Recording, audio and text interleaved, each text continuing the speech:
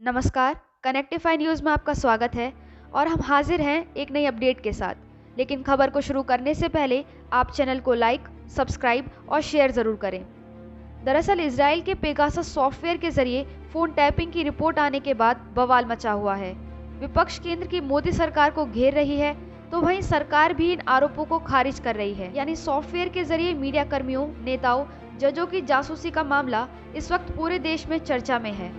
Amnesty संस्था और French media company forbidden stories को मिले डेटा को दुनिया के 16 मीडिया संस्थानों के साथ साझा किया गया और इसको पेगासस प्रोजेक्ट का नाम दिया गया।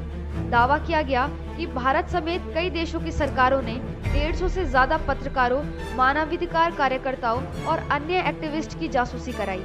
इसके लिए एनएसओ ग्रुप के पेगासस स्पाईवेयर का इस्तेमाल किया गया। रिपोर्ट के अनुसार भारत में कम से कम 38 लोगों की निगरानी की गई।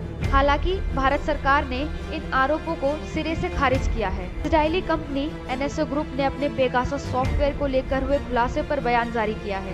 कंपनी का कहना है कि फॉरबिडन स्टोरीज की रिपोर्ट गलत धारणाओं और अपुष्ट संस्थानों से भरी हुई है। एक बयान में इजराइल की साइबर इंटेलिजेंस कंपनी ने कहा कि रिपोर्ट का कोई तथ्यात्मक आधार नहीं है और ये सच्चाई से परे है। कंपनी के मुताबिक ऐसा लगता है कि अज्ञात सूत्रों ने गलत जानकारी मुहैया कराई है।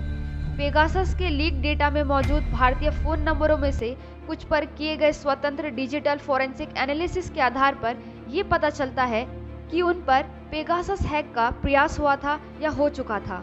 दरअसल इससे पहले भी पेगासस पर कई आरोप लग चुके हैं। दरअसल 2019 में भी इजराइल द्वारा तैयार किया गया स्पाईवेयर पेगासस सुर्खियों में था। तब व्हाट्सएप की ओर से कहा गया था कि इजराइल की इस कंपनी के खिलाफ वे केस कर रहे हैं, क्योंकि इसी के जरिए लगभग 1400 लोगों के व्हाट्सएप की जानकारी उनके फोन से हैक की गई।